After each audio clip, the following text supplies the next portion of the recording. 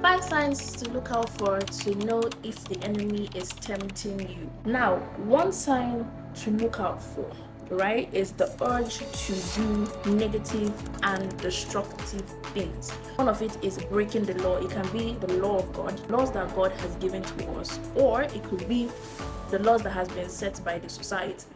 The second thing to look out for is when you're feeling discouraged and you're doubting, especially when it comes to the freedom that God has given to you. If there's one thing that I know that the enemy does well, is to make you feel discouraged, is to make you doubt if you're truly saved.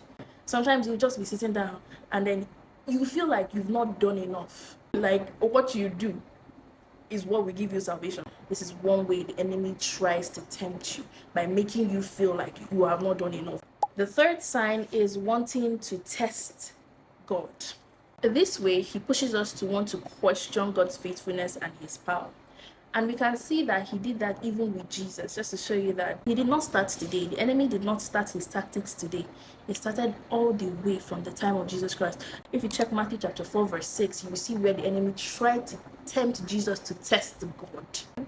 The fourth sign that we should look out for is attempting. The devil will try to make you live in your sinful nature, that is in your natural desire. You're not the only one that sometimes you think and you be like, Man, I remember when I was like this. and then you start to miss that old life. But one thing that you need to know today is that is the tactics of the enemy against your life. He wants you to miss that old life so much that you fall back to it. The fifth sign, which is also the last sign, is falling to your vulnerability.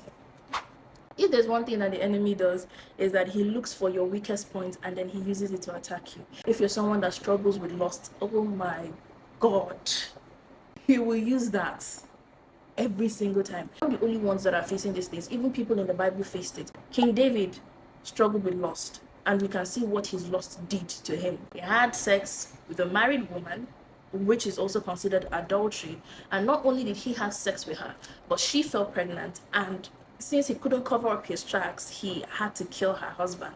So he did not only commit adultery, he also committed murder.